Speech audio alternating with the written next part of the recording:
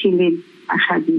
আর সেই ওনার রবীন্দ্রসঙ্গীত গুলো আমরা কোনোদিন ভুলতে পারবো? বিভিন্ন দেশের গান উনি গেয়েছেন, যেখানে যা গেয়েছেন একদম টিপটপ, কোনোখানে কেউ ভুল ধরতে পারবে না। ক্লাসিক্যাল রঙের গান এবার গুর্জরি তৈরি গাইছিলেন, ওরে বাবা, মনে হচ্ছিল গানটা শুনে উনি রোজই বোধহয় রেয়াজ করেন।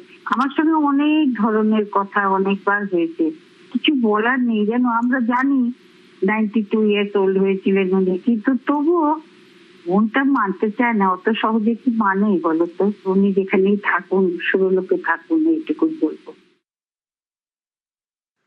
ঘরে তো বিশ্বাসই হচ্ছে না, আমি জাস্ট শুনলাম। আশাজি আমাদের ভারতবর্ষের হিস্ট্রি অফ ইন্ডিয়ান মিউজিকের মানে হয়তো ওয়ান অফ দ্য বেস্ট। আমার তো পার্সোনাল ফেভারিট ছিলেন উনি। মানে ফিমেল সিঙ্গার্সদের মধ্যে আমার চিরকালই ওনাকে আমি মানে ভক্তি করতাম। যা গান উনি গেয়ে গেছেন সেটাকে মানে সেই স্ট্যান্ডার্ডটাকে ফিউচার জেনারেশনদেরকে রাখার, it is almost an impossible task. এমন একটা কাজ করে গেছেন উনি।